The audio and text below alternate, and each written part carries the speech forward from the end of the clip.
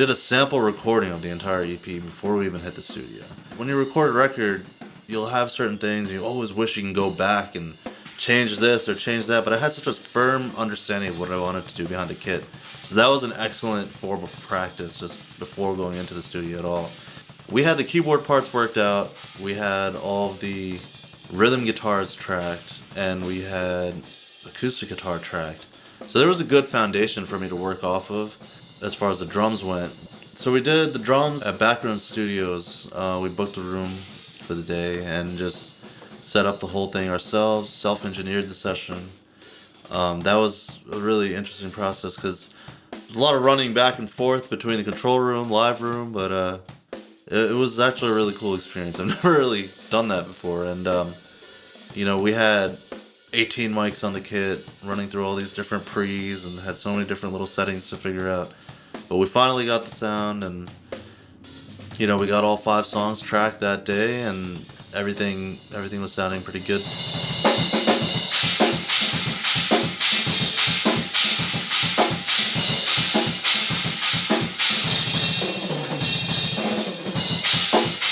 When I start to just analyze a song for any band or project I'm asked to play for, there's always this question of how much does the artist want you to play what they wanted, and the coolest thing about this was that Jay was like, do your thing, and really just gave me the whole freedom, so to speak, to interpret what I wanted to with the melodies he had.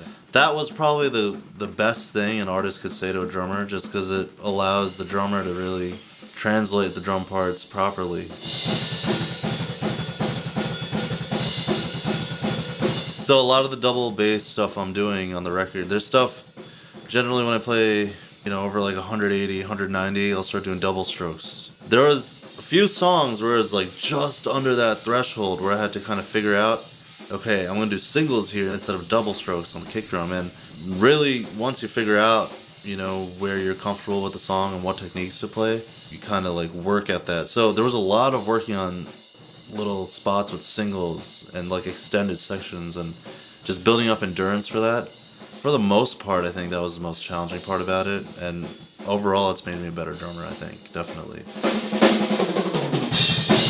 With every band, I think, especially with drummers particularly, I think it takes a little bit of time to adapt. For a drummer to specifically adapt to a band, any given band.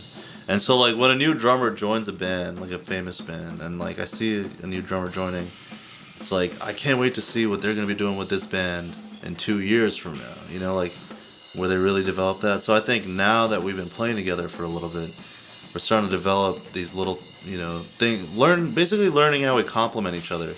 So as far as like the next record goes, I think there's, a couple more in-depth technical things going on, more implementations of ghost notes, more